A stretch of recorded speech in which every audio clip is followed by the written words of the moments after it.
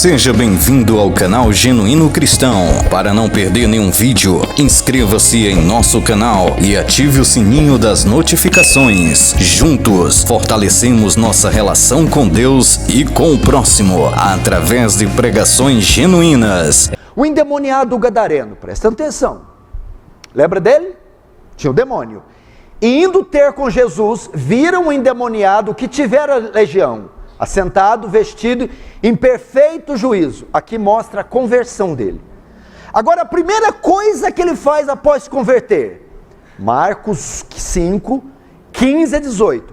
Ao entrar Jesus no barco, suplicava-lhe o que for endemoniado que o deixasse estar com ele. Jesus, porém, disse: vai para a tua casa, para os teus, e anuncia-lhes tudo o que o Senhor te fez, e como teve compaixão de ti. Então ele, depois que se converteu, começou a proclamar em Decápolis tudo que Jesus lhe fizera, e todos se admiravam. Ele acabou de ser salvo, liberto de uma legião de demônio. Foi enviado a Decápolis, Decapolis, polis cidade, Deca 10, 10 cidade, virou missionário. Veja que isso parecia ser prioridade dos crentes do Novo Testamento. Eles acabavam de converter e não se ocupavam de outra coisa, senão pregar o evangelho a outros, levar o evangelho a outros. A mulher samaritana, ok? Então estou falando de pessoas que eram ímpias. André era ímpio, Filipe era ímpio, o demoniado gadareno era ímpio, e ao se converterem, foram atrás da salva. A mulher samaritana, no capítulo 4, Jesus evangeliza ela no verso 25. Eu sei, respondeu a mulher, que há de vir o Messias, chamado Cristo, e quando ele vier, nos anunciará todas as coisas. Jesus evangeliza. Agora no 26, ela se converte. Eu sou o que falo contigo. Agora do 28 e 30, qual a primeira coisa que ela faz após se converter? Quando a mulher deixou o seu cântaro, foi à cidade e disse àqueles homens: vinde e vede um homem que me disse tudo quanto tenho feito. Será porventura esse o Cristo? Saíram, pois, da cidade e vieram ter com ele. E todos foram salvos, os samaritanos. A primeira coisa. Ela foi correndo anunciar Jesus. Você quer ver outro? Saulo de Tarso, que se transformou no grande apóstolo Paulo. No capítulo 9, no verso 3, Jesus aparece para ele e o evangeliza: Saulo, Saulo, por que tu me persegues? No verso 18, ele se converte, cai as escamas e ele é batizado. No verso 20, eu vou ler, eu não vou nem citar. E logo Saulo pregava nas sinagogas a Jesus, afirmando que este é o Filho de Deus. Acabou de cair do cavalo, caiu as escamas, a primeira coisa que ele fez, pregar que Jesus Cristo é o Senhor. Evangelizava. Os crentes de hoje se convertem, a primeira coisa que vai é pedir um carro para Deus, é pedir uma namorada, é falar: pelo amor de Deus, Jesus, não me deixa solteira. Não sei o que está acontecendo. Eles acabavam de ver Jesus, falaram: não, isso aqui não pode ficar só para mim, eu tenho que chamar mais gente para ver isso. Olha essas cadeiras vazias, por que ninguém hoje quis convidar ninguém? Por que você não passou o sábado orando, ligando e mandando mensagem para uma alma perdida, dizendo: vamos no culto hoje, vamos ouvir a palavra, e ora: Senhor, eu vou te pegar, eu pago o Uber para você. Por que você não contagiou para sua mãe, quando você se converteu, seu pai, seu filho, seu vizinho, seu amigo, e disse: vocês precisam experimentar o que eu experimentei, vocês precisam vir tomar do remédio que eu tomei, vocês precisam ver a luz que eu vi, eu não posso guardar isso para mim. Era isso que eles faziam. O Instituto Moody, chama Moody porque D.L. Moody foi um dos maiores evangelistas depois do apóstolo Paulo que a terra já teve. Fizeram um instituto com o nome dele, um instituto que tem como finalidade a evangelização. O Instituto Moody afirma que 95% dos crentes atuais nunca tiveram a experiência de trazer pelo menos uma alma para Jesus. 95% dos crentes modernos nunca tiveram a experiência de trazer ao menos uma alma para Jesus. Qual o último batismo que você frequentou, viu e disse: aquele que está descendo as águas, o Senhor o salvou através de mim?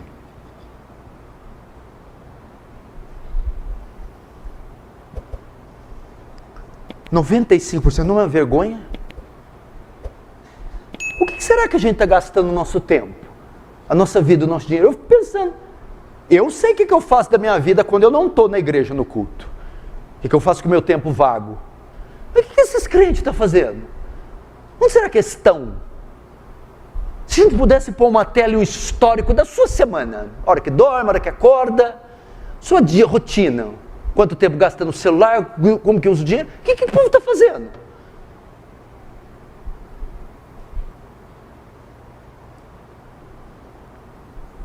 Ah, pastor, mas na ignorância eles podem ser salvos, não precisa de mim. Deus pode ter misericórdia deles. Será Ezequiel 33:8, se eu disser ao ímpio: ó ímpio, certamente morrerás, e tu não falares para ele, não dissuadir o ímpio do seu caminho, esse ímpio morrerá na sua iniquidade. Ignorância não salva ninguém. Romanos 2:12, porque todos os que sem lei pecaram, sem lei também perecerão. Sem lei que é sem conhecimento. Todos que na ignorância pecarem, na ignorância serão condenados.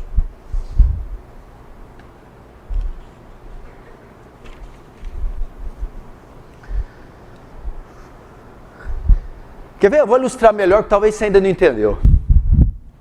Eu vou ilustrar melhor. Imagina, Juliano, você está tendo uma peste, a mesma peste que acometeu a Inglaterra, a Europa, alguns séculos atrás, peste negra, ou peste bubônica. Não é que matou 1000, matou milhões, iam morrendo aos montões, as cidades eram fétidas, era impossível trafegar por causa das montanhas de corpos.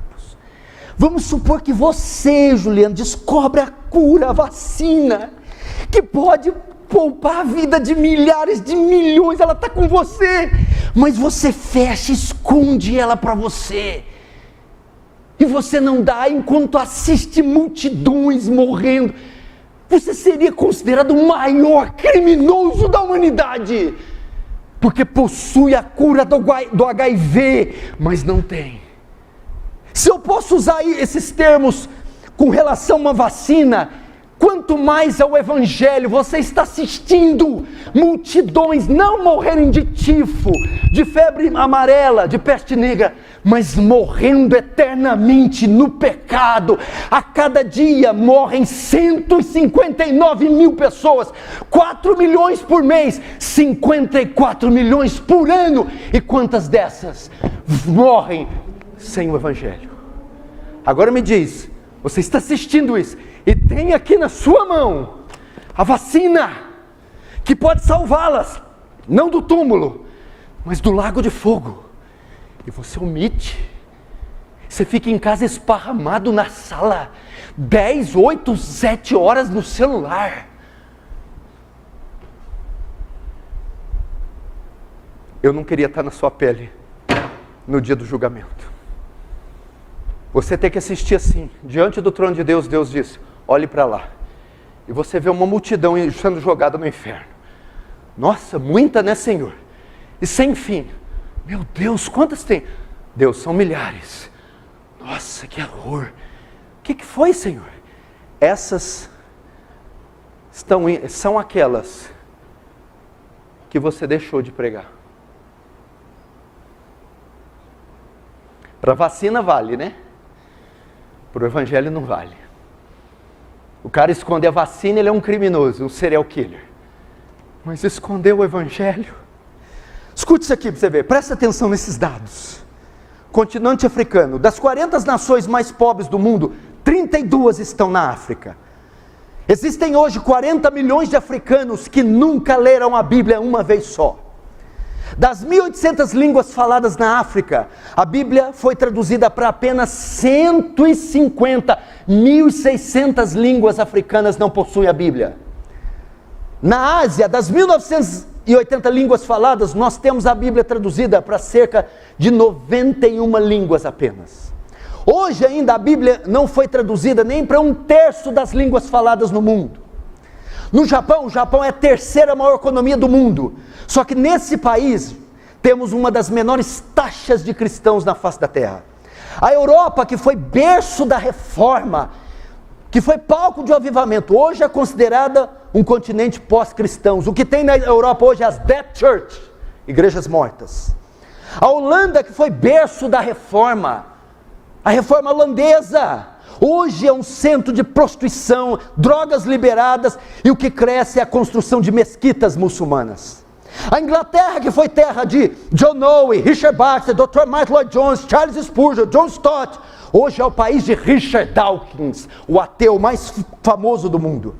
Na Índia hoje, existem na Índia 360, escute isso aqui, 360 milhões de deuses. A nação inteira está perdida.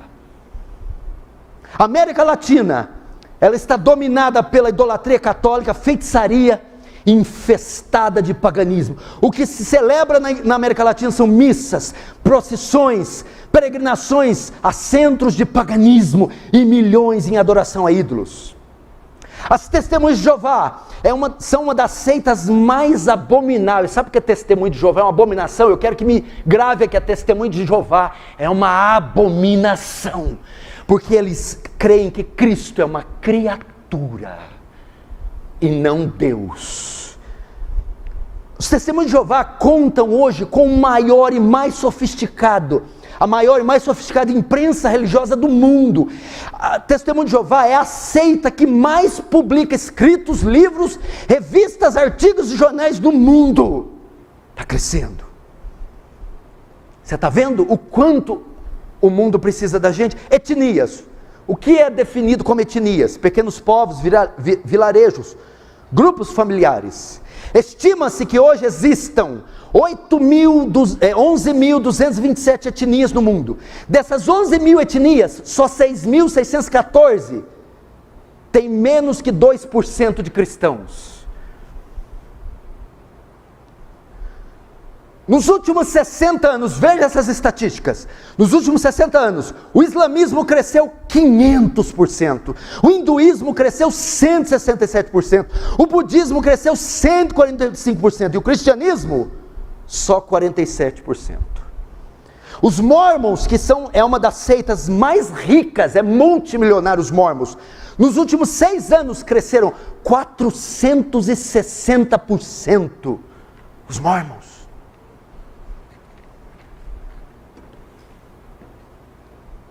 Hoje, o alvo dos muçulmanos é alcançar o mundo inteiro para o islamismo. Na Europa, isso já tem acontecido. Um dos propósitos do islamismo é transformar a Europa em um continente muçulmano islâmico. Eles já estão conseguindo. Hoje, o islamismo é a religião predominante em 43 países. 43 países da Europa são de maioria muçulmana. O Egito, 94% da população islâmica. A Arábia Saudita, quase não existe igrejas nem cristãos. Hoje a Suécia, França e Inglaterra, os muçulmanos já são a segunda maior religião. Na Alemanha há mais de 2 milhões de muçulmanos. Nas Ilhas Britânicas tem mais de 1 milhão de muçulmanos e mais de 1.200 mesquitas e 5.000 escolas muçulmanas. Na antiga Iugoslávia foram construídas depois da Segunda Guerra 600 mesquitas. Hoje nos Estados Unidos da América existem mais de 3 milhões de muçulmanos. O islamismo investe mais dinheiro só na América do que a igreja em missões no mundo inteiro. Como é que é? Qual que é a sua queixa? O sapato? O cabelo? Como é que é? Não conseguiu tirar o pneuzinho? Como é que é o negócio? Você está chateado por causa da tua lente de contato? Não conseguiu o financiamento valeu, beleza, tá certo. Está chateada com o pé de galinha, serva? Que pena, hein? Fazer o quê, né? Acho que tem problemas maiores para a gente tratar, né? Irmãos, presta atenção nisso aqui. No Oriente, o islamismo é a religião que mais cresce no planeta. Estudos dizem que em alguns anos o islamismo vai alcançar 1,750 bilhão de adeptos. Desde 1971, o islamismo já passou o catolicismo. Brasil hoje o que mais cresce no Brasil são as seitas orientais. O Brasil é o maior país espírita e católico do mundo, irmão. Olha só os dados do IBGE para se referir ao Brasil. O Brasil hoje tem 213 milhões de pessoas, 26 estados, 5.070 cidades. Meu Deus, segundo dados de natalidade, no Brasil nascem uma pessoa a cada 20 segundos, ou seja, 3 pessoas a cada 1 minuto, 180 pessoas a cada dia e 4.300 a cada hora e 4.300 pessoas por dia. Quem vai ganhar essas almas? Quem vai pregar para essas almas? Escute isso aqui. John Kennedy, presidente dos Estados Unidos eleito, quando foi assassinado em Dallas em 1963, no dia 22 de novembro, em apenas 22 horas, metade do mundo estava informado da morte de John Kennedy. Jesus faz 2000 anos que morreu e quase metade do mundo ainda não ouviu falar sobre Jesus. Gostou do vídeo? Então, assista outro e seja edificado pelo Genuíno Evangelho.